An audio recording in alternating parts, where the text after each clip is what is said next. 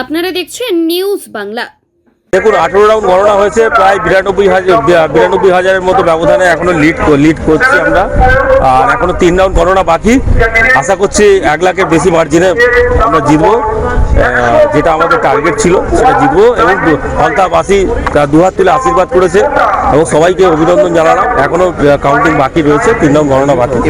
সবাইকে ধন্যবাদ ফলতাবাসীদের, এবং সবাই শান্ত থাকবেন, কোনো রকম কোনো যেন অপ্রীতিকর ঘটনা না ঘটে। এবং যারা অপ্রীতিকর ঘটানোর চেষ্টা করবেন, যারা 4 তারিখের পরে গড়িয়া আবির্বাদ ঝান্ডা নিয়ে বিজেপি হয়েছে, আমরা সবাইকে সতর্ক করে বলছি কোনো রকম কোনো অশান্তি করা যাবে না ফলতায়। যে অশান্তি করবে তার বিরুদ্ধে উপযুক্ত ব্যবস্থা গ্রহণ হবে, এবং আজকের কোনো বিজয় মিছিল হবে না। দাদা, জেতার পরে প্রথম কাজ কি করছো ফলতায় গিয়ে?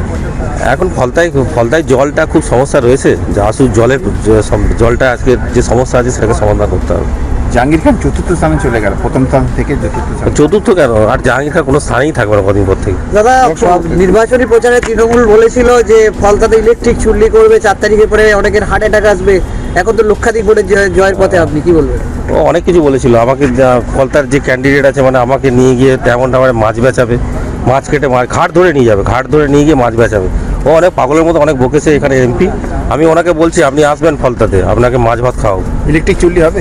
ইলেকট্রিক চুল্লি সাধারণ মানুষ যদি দাবি করে অবশ্যই করা হবে। তা বলে ওই সৎ কাজ করতে হবে এই রকম ওই এমপি যেটা বলেছে ওটা সেটা বন্ধ কারখানা ফলতাতে এগুলো খুলবে এবার? অবশ্যই খুলবে, এবং আমরা যত তাড়াতাড়ি সব ফলতাকে যে ঐতিহ্য সেটাকে আমরা ফিরিয়ে আনবো। পুষ্পা কি ফোন করেছিল? পুষ্পার সঙ্গে কথা হয়েছে?